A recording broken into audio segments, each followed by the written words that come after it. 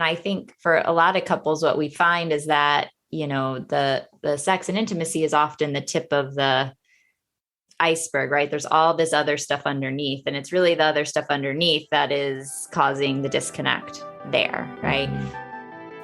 Welcome to Intimacy Evolution with Brianna and Mark Bri, where they discuss desire, intimacy, and how to embrace the changes within your relationship.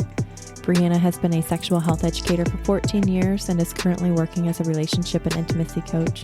Mark is a licensed professional counselor and has been running his own private practice for 6 years. Together, they have 2 young kids and have dealt with the many ebbs and flows during their 15 years together.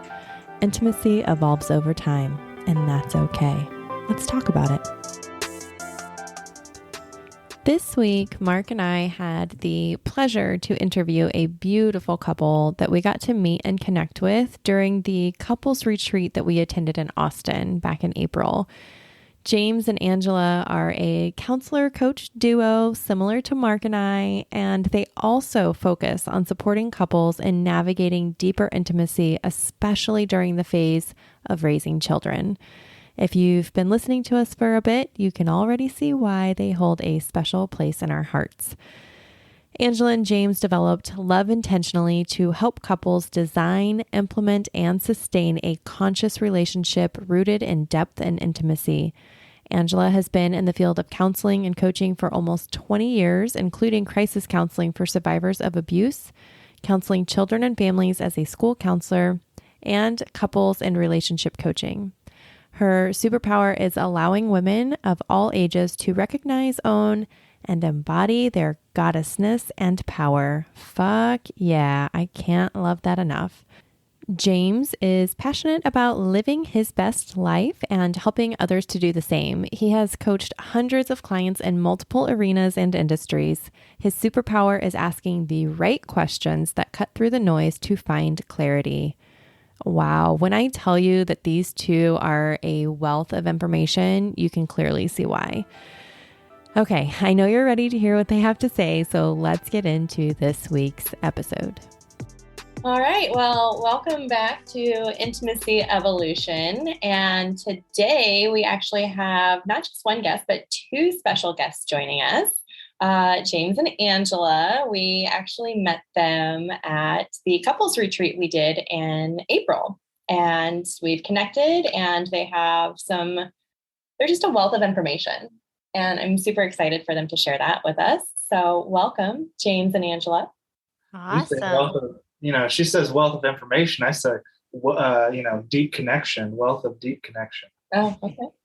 There was a time James and I were dancing at the retreat together.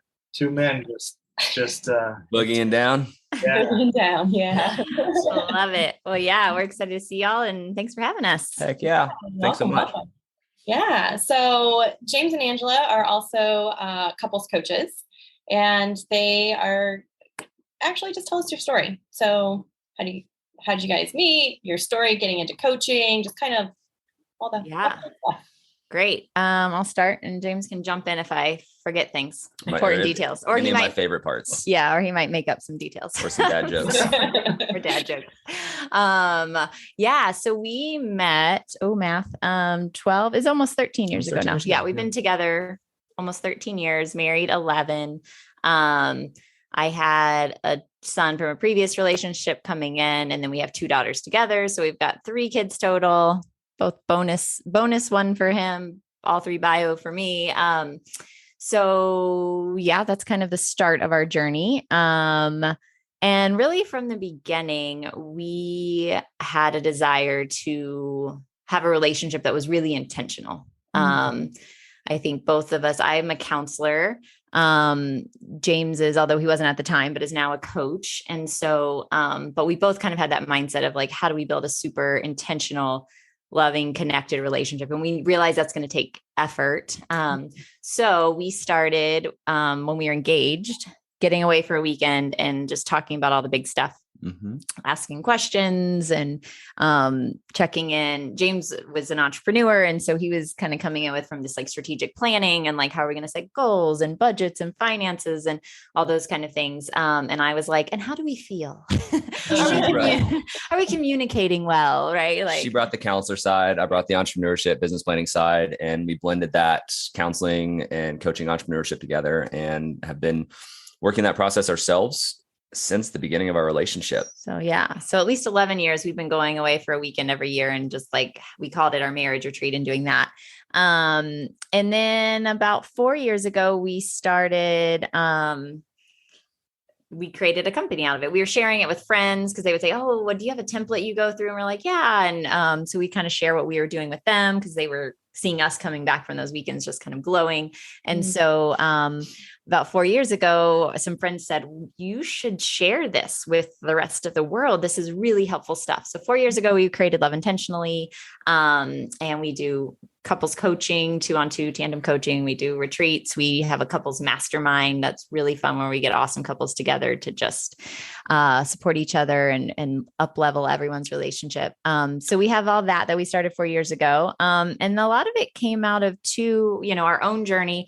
And then also like hitting a point in our relationship where there were some things that would come up year after year. Like we'd be rocking, 9 out of 10 areas and feel like we're doing really great. And then there'd be one, usually sex and intimacy, that felt crunchy and all this stuff. And so we started really diving in and doing our own personal growth and development. And it's just created, huge, awesome waves in our life, that we, again, wanted to just share with others all that we've learned. So did I miss anything important? We live in Colorado. I think that's pretty cool. Yeah. It's very beautiful. Yeah, it was fun. Angela, 4 years ago when we made this switch, it was because probably about 6 years ago, Angela said, James, I've never known you to be happy in your career. And I was like, what are you talking about? I love being an entrepreneur. I was in real estate. And I was like, I love this. And she's like, you don't really love that. I didn't think this was new information. Turns out it was new information. I thought it was pretty obvious. I loved what it was doing for our life, but in the science of success, but it wasn't really hitting our fulfillment buckets, my fulfillment bucket. And when my fulfillment bucket wasn't getting full, I wasn't showing up as my best self into my relationship with Angela as her partner and husband, or for my kids as well, or for the other, as a son, as a friend. So that was a really cool question, or noticing, I should say, that Angela offered that really spun us in this really fun new direction. Oh, I love that you touched on that, because I feel like that's something that a lot of people miss out on, or noticing that could be their career that is causing a lot of disconnect. When all they want to do when they get home is just zone out and be on their phone or watch TV or play video games, and they're not connecting with their family. Where is that actually coming from? So that you guys are in a place that you are able to have that conversation, I think is what a lot of people need help and direction in, that communication. Yeah, it was interesting too, because I think more his thing, being in real estate and an entrepreneur, he was constantly like putting out fires all day, right? And problem solving, and like he'd come into the house with the kids and I with all this like amped up energy. Right. And we could all feel it, even though he didn't know, because he'd just been doing it all day. He'd come up with this amped up energy, and our youngest, she's now 7, is a total empath. And she was just not having it. She was just like, I don't want to be around that. Like, yeah, mom, read my book, mom, make my dinner. So it's that classic mommy thing. And I was like, okay, she's it's a mommy thing, right? It's just a phase. I am pretty cool. I mean, she's pretty great. I like it when she gives me attention too, right? And when I switched gears and was able to really slow down my overall vibration in life, that was when I was able to start connecting with her in a whole new way, in a super gratifying way. And then also everybody else. She was just kind of that tip of the iceberg. She was the one that helped me really notice that change. Wow. And I want to have a reflection here of like, I don't know that James. I've never met that James. The James that I know is not that. And so he's the calm, cool, just go with the flow guy. That's, so. That is the But higher 6 version of James. Yeah. That's the best version, which is really who he is daily now. Yeah. He's always in there somewhere. I just now choose to put myself in situations where my power personality doesn't necessarily become the dominant one. Mm-hmm. Yeah. Ooh, lots of discussion about energies and parts of ourself and what we honor and whatnot there. Mm-hmm. So yeah. Well, I think one of the big things we wanted to, you have kids, we have kids, and we wanted to definitely have conversations about that. One thing we talk about a lot is staying connected through the parenting and through the years. And your kids are older than ours, so we want to hear what we have to look forward to or the challenges as well, and hear how you guys stay connected and all that.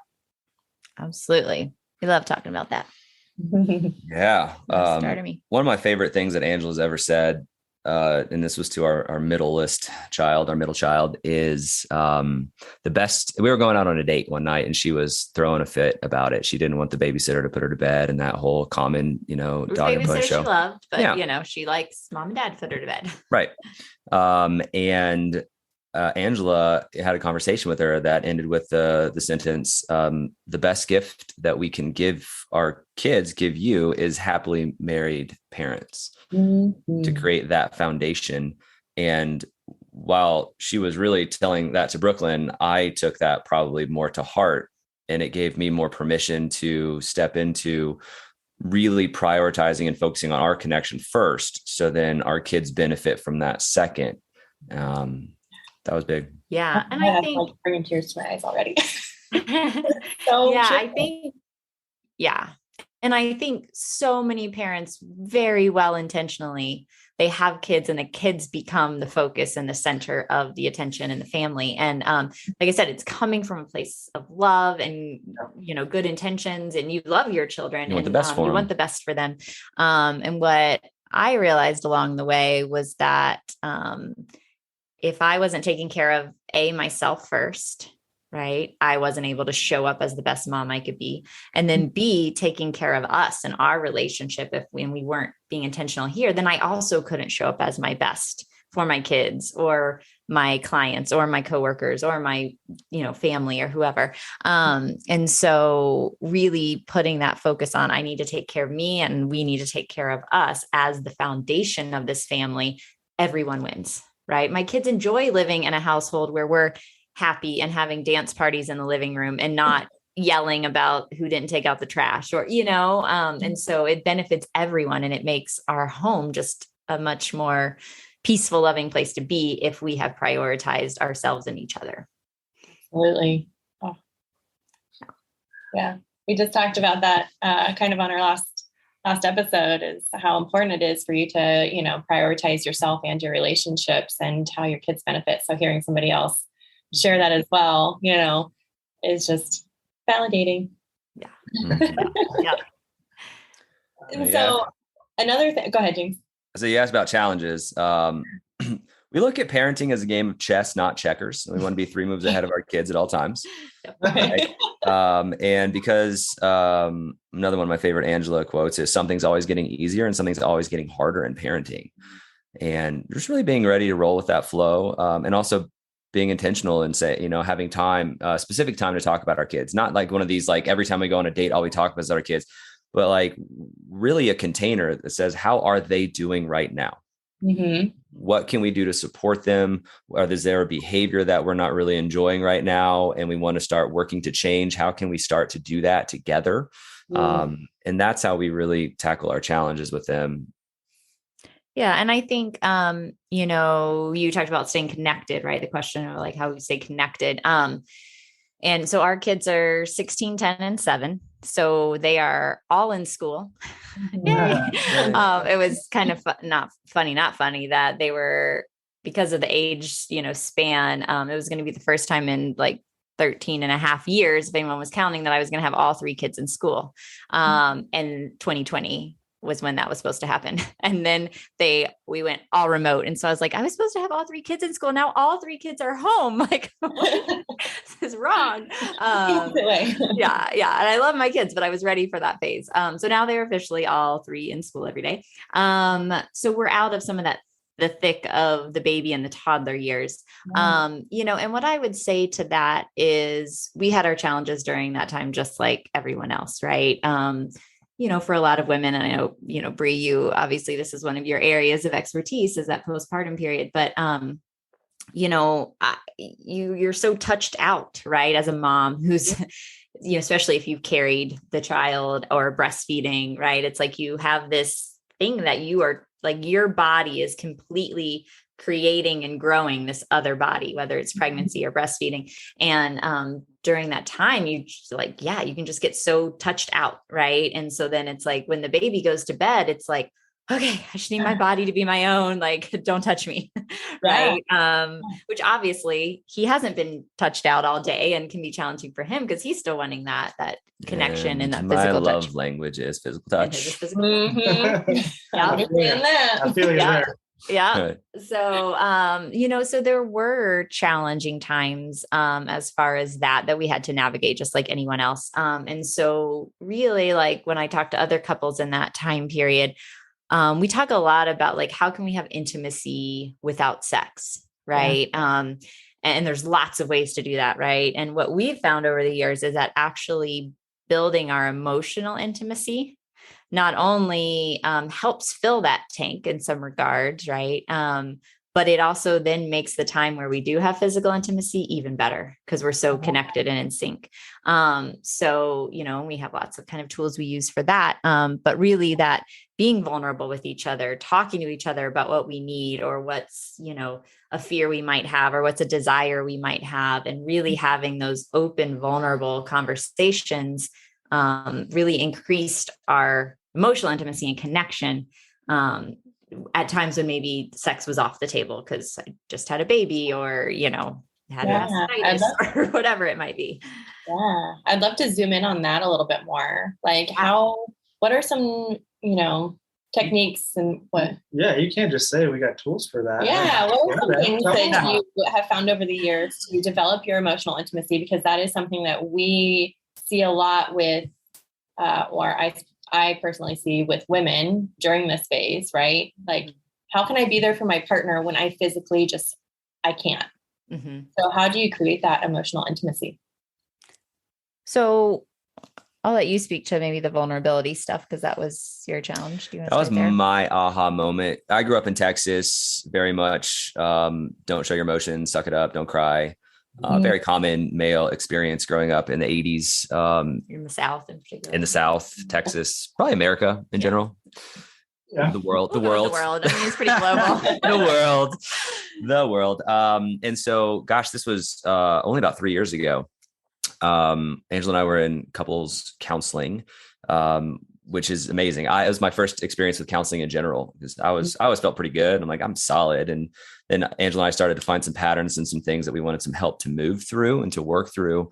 And in our very first session, in about the first half of it, the woman asks me a question that brings up all of my sexual shame. And just out of I didn't even see it coming. Like, I'm just like having a good old day, like drinking some coffee. Like, how's this appointment's going? Really cool. Sharon seems like a nice lady. And then boom, I'm crying. And just like it hit this strange vein for me that I wasn't really familiar with called vulnerability. And the moment that hit, it was like a big old earthquake. And there was multiple aftershocks over the course of like weeks and months, in terms of like feeling that and kind of just like when I would feel it would move kind of the ground beneath me. And then there was Angela to hold me.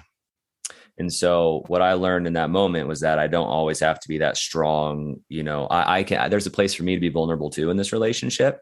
And when I did that, it gave me a lot more trust and connection to Angela, because she was there for me. And on the other side, how did my vulnerability make you feel? I thought it was really cute and sexy.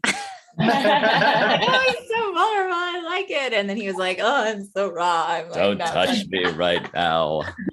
And then you get that understanding of the other side, right? Don't touch me. I need my space. Exactly. It was the first time I'd ever really been, that was really the first time I'd ever felt that way. Right. I'm not okay. I'm not interested. I'm not open for intimacy out touch. I'm not open for sex. I'm a puddle over here, really working through the annals of my own emotions that had been not sort of, that had been repressed for a long time. Mm-hmm. And it really, and I think it also gave Angela a lot of strength as well, knowing that she could hold me. Mm-hmm. Yeah. So often in our relationship, we joke, I feel all my emotions through my eyeballs. I'm a crier, right? I'm happy, sad, touching, whatever it is. Mad, I cry. And so I'm a big feeler, and, he's very used to holding me in my emotions.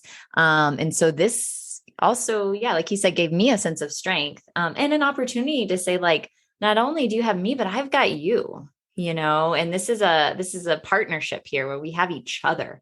And seeing him be vulnerable and opening up like that also made me feel, really loved and trusted.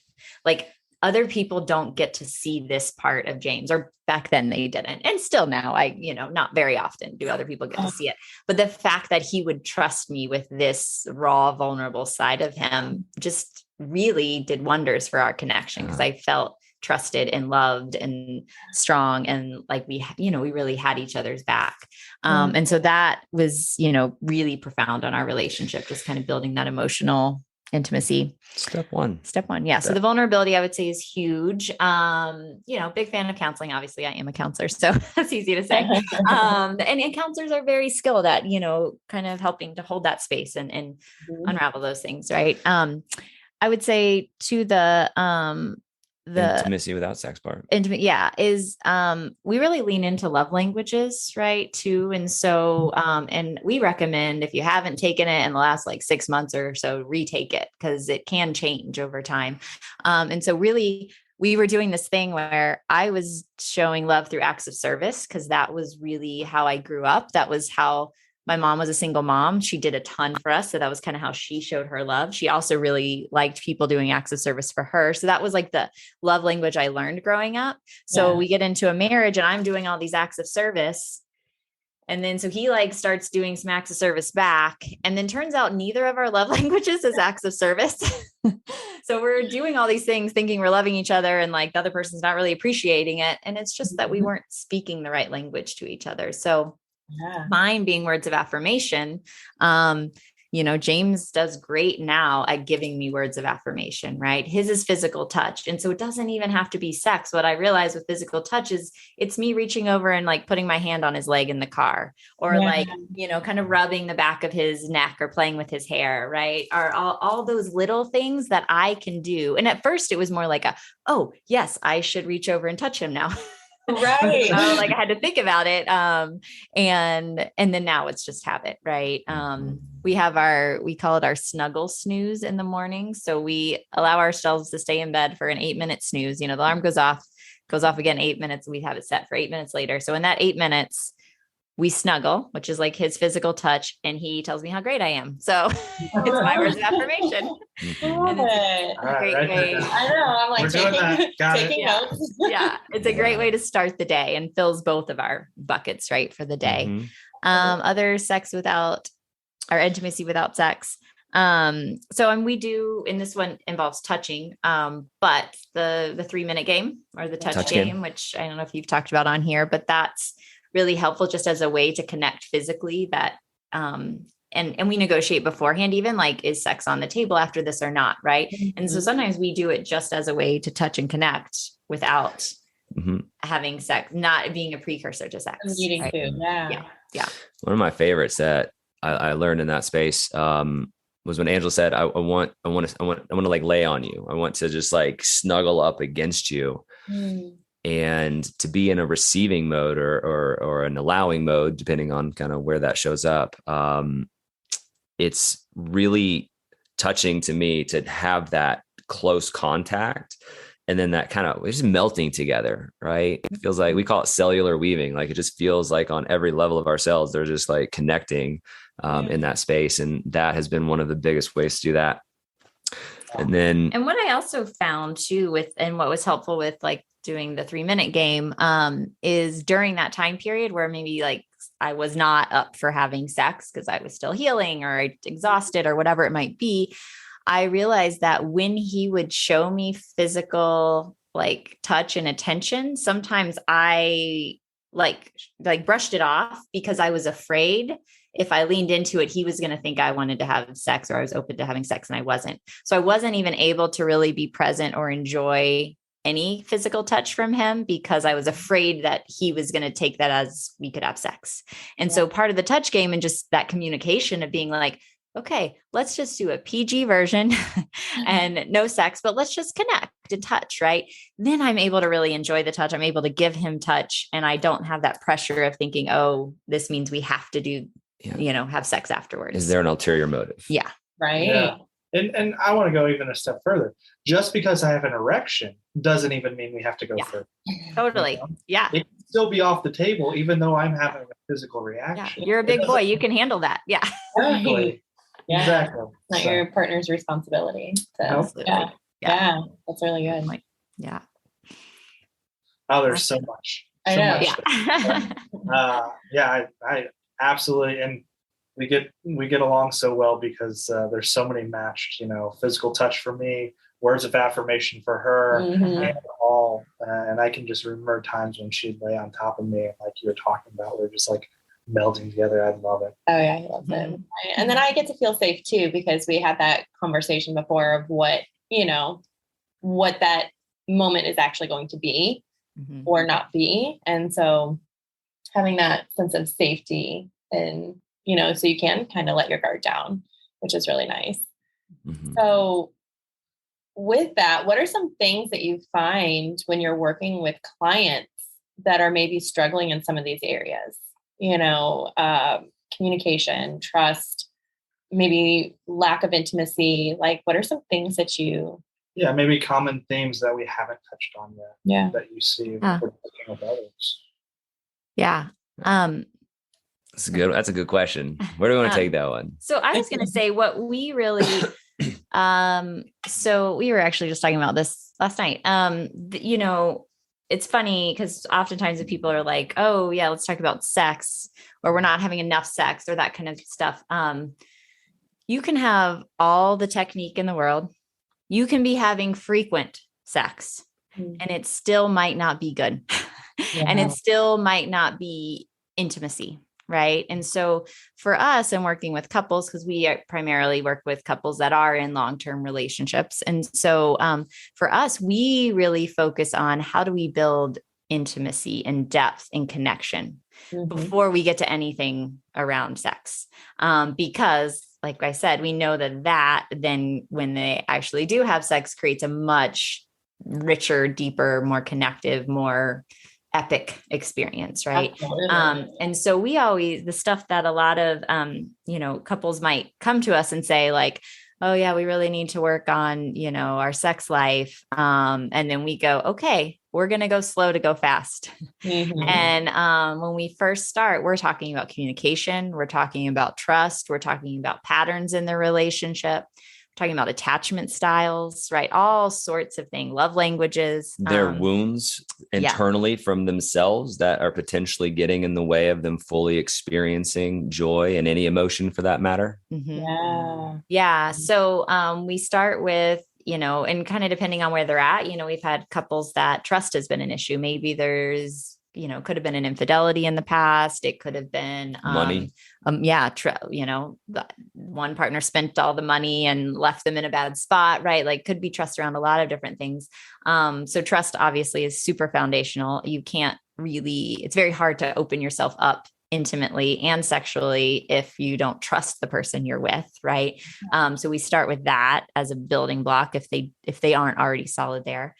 Communication, that 3-minute game, we use it for communication a lot with our couples. We talk about really negotiating, that part of the touch game, right? So how do you want to be touched? How much pressure, right? Like, do you want it like this or like this? And, really asking for what you want, asking clarifying questions if you're the giver, really just building their communication skills. We use some stuff from nonviolent communication. We put our own spin on things.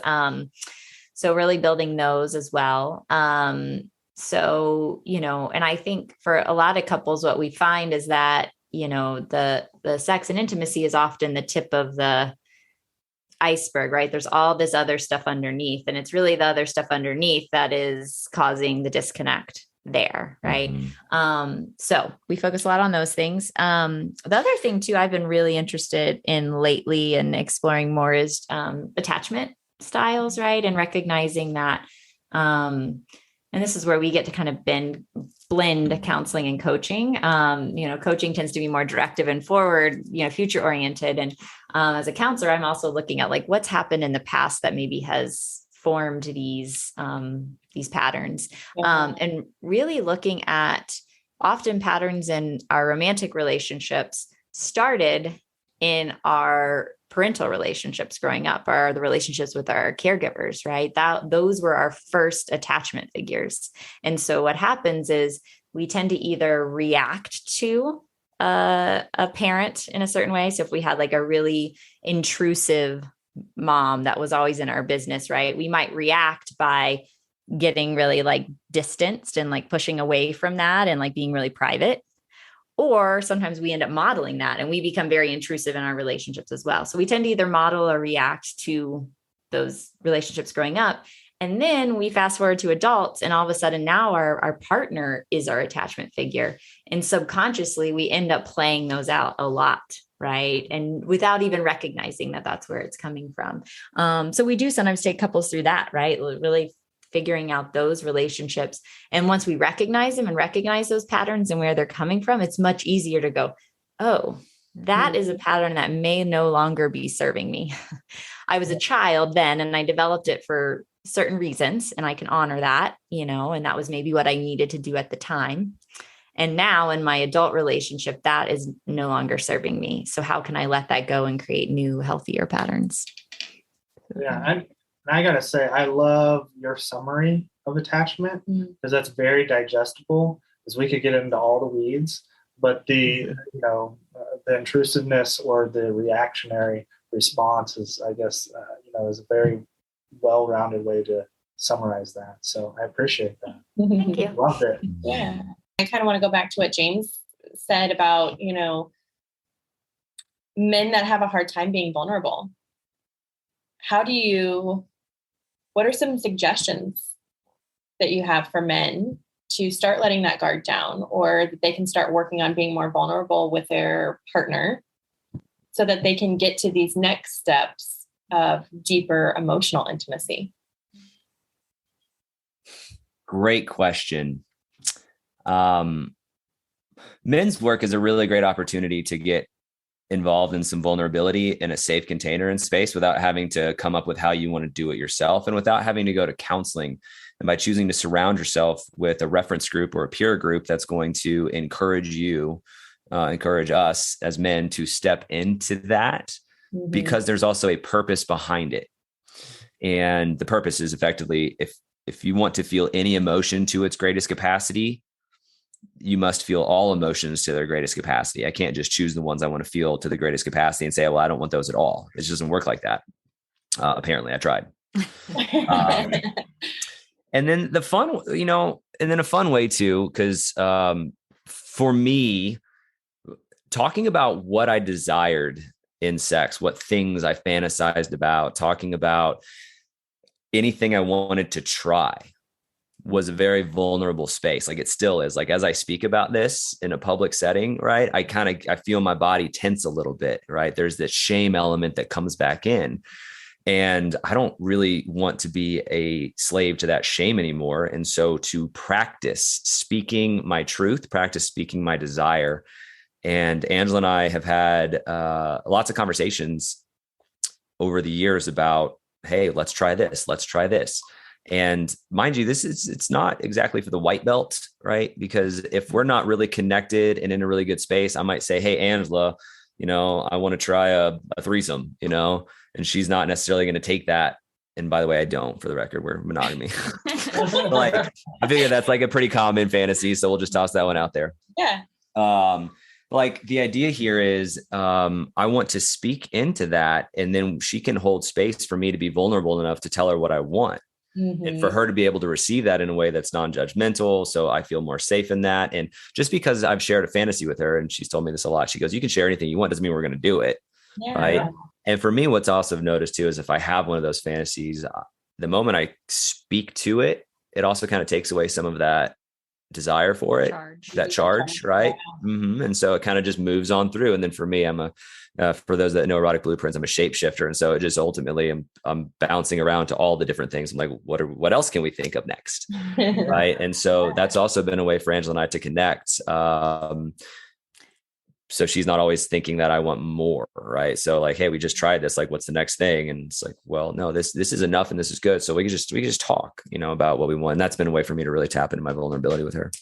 I think partly too was, I do think when you're in partnership, right, he can be really vulnerable, but if I'm over here shutting him down or getting upset about what he's sharing, that's only going to further shut him down. So, my work as his partner has been, and just my personal work has been to not take things personally. Right. So if he does share something with me, which is maybe something he's not liking about our relationship or something he is desiring or a fantasy or that kind of stuff, is to hear it and listen with an open heart, and not take it personally. Like it's something he doesn't like about me or is dissatisfied or, and I just be like, okay, that's his truth. Right. And now I know, and now, maybe there are things we can do to work with that, with it or around it or however, depending on the issue. But, I have to be also doing my work on this side to be able to receive his vulnerability and to be able to hold space for it. Because if I get upset with him over something vulnerable he shares, it's only going to send him the message that vulnerability is not safe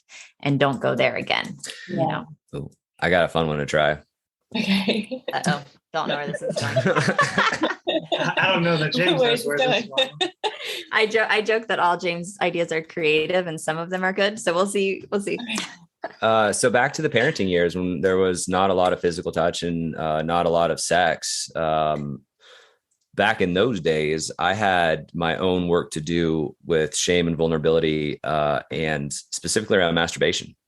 Mm. And so during that time, I didn't necessarily feel like it was okay for me to masturbate in this married relationship, and that was not, it was just not okay. And to now be in a relationship where, for whatever reason, like my pleasure is not her responsibility per se, right? We said that earlier.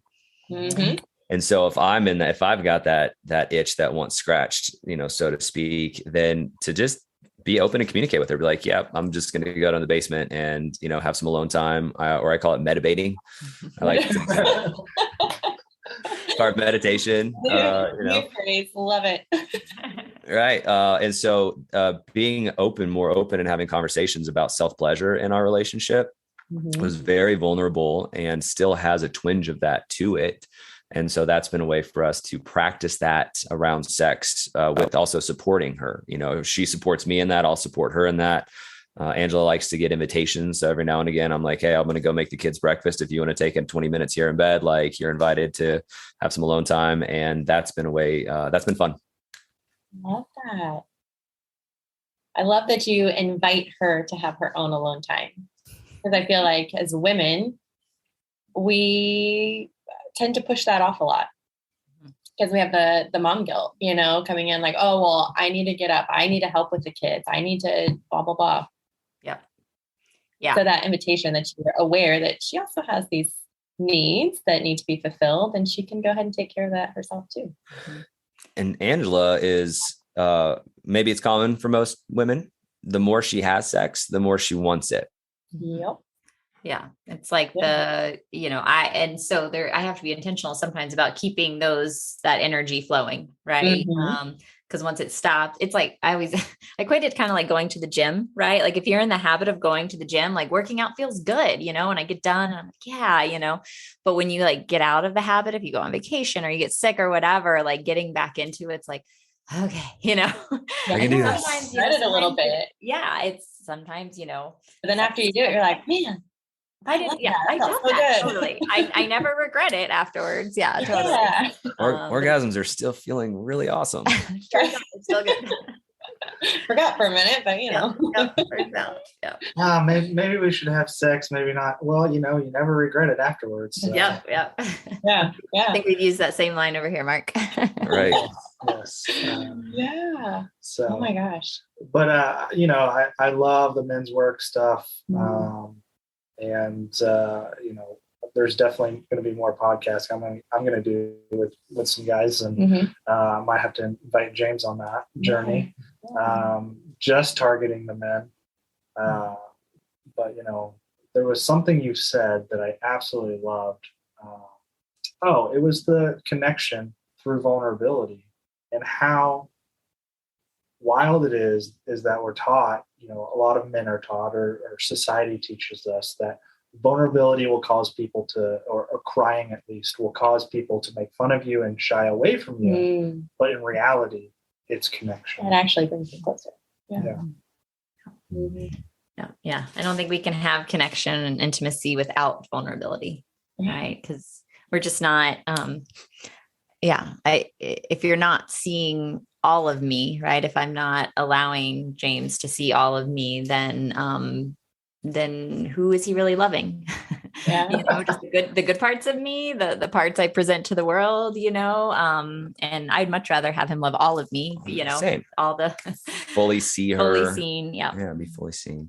There's one more really important part to my journey through vulnerability. And like I said, it was really funny because I wanted to have more, better, awesome, fill in the blank sex, right? That was part of my intention and goal for our counseling together and the work that we've done.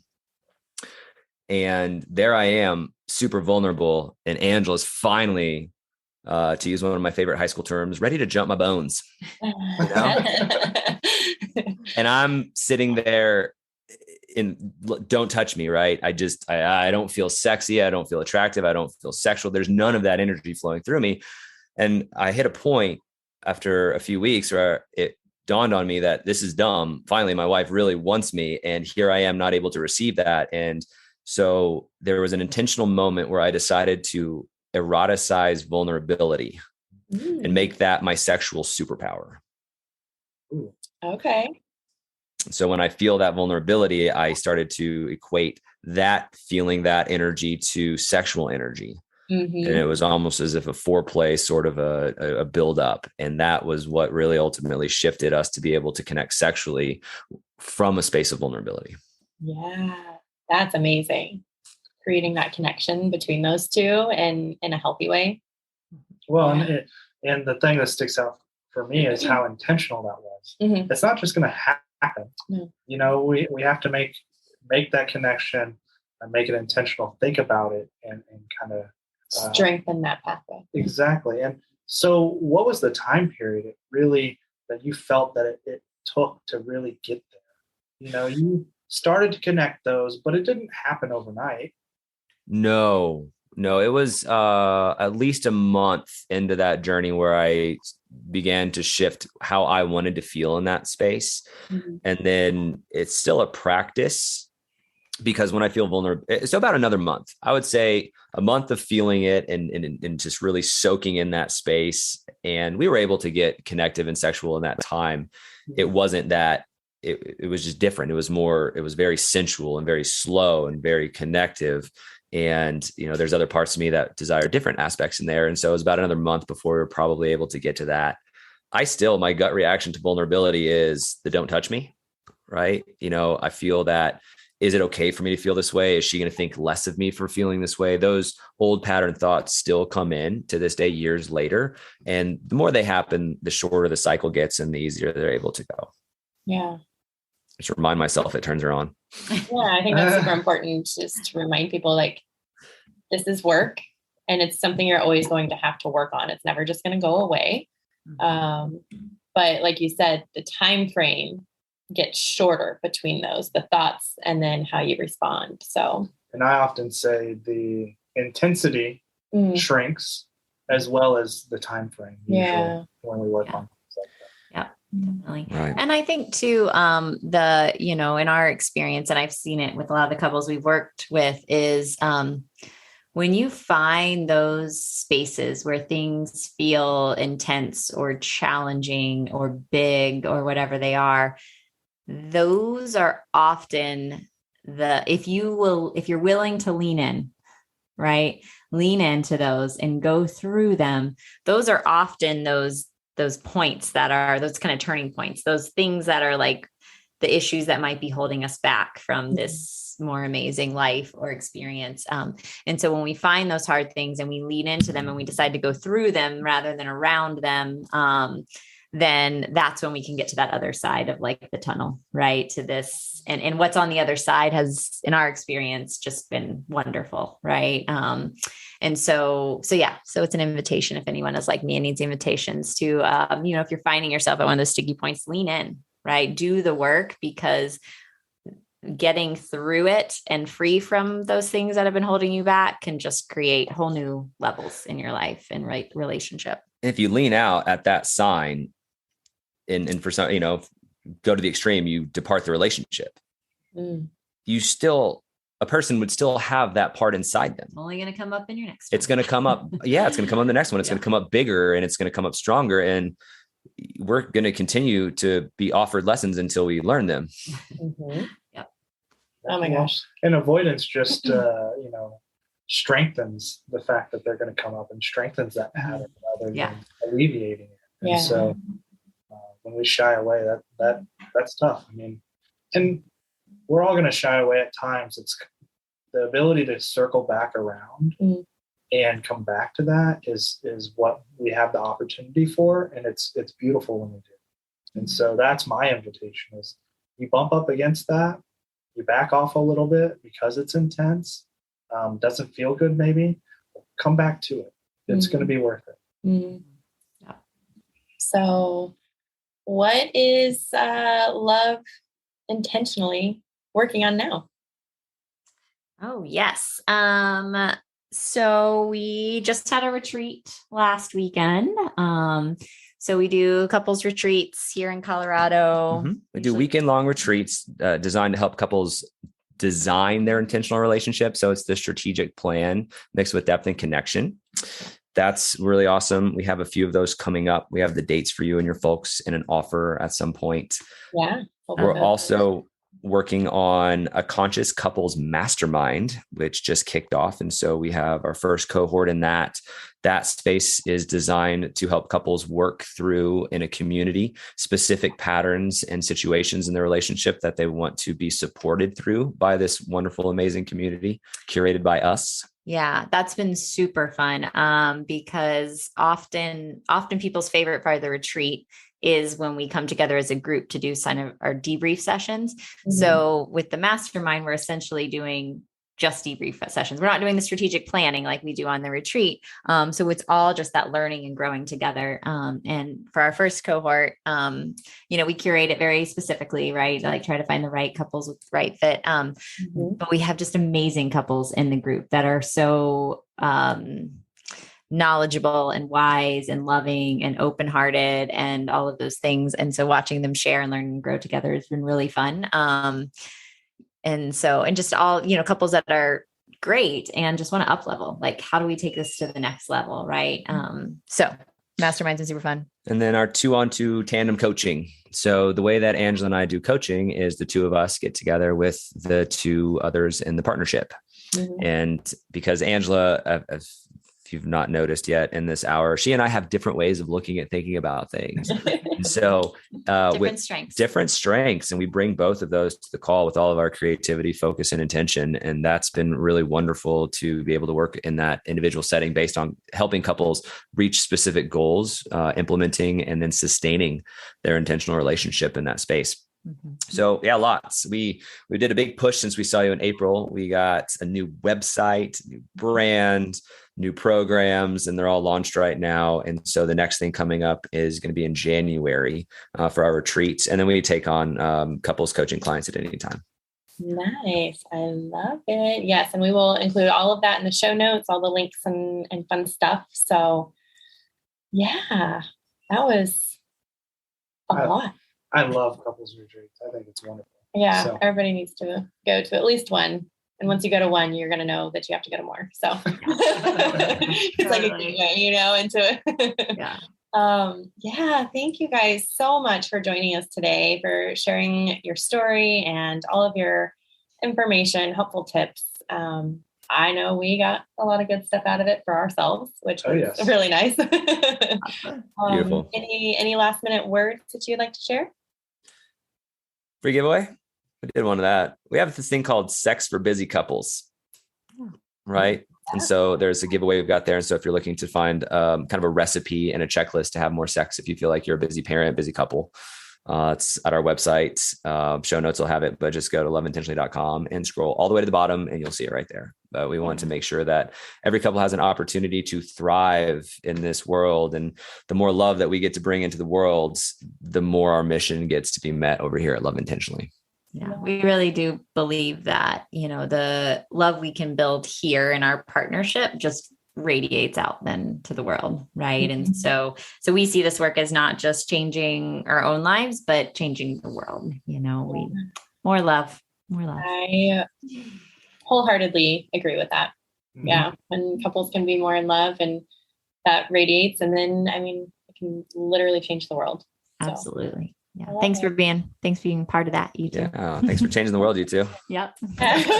Super. We're going to make t-shirts, world changers. Yeah. Yep, I love it. Yeah. Well, thank you guys. It was so great to connect with you, see your faces again. And I know we'll definitely be chatting with you again soon.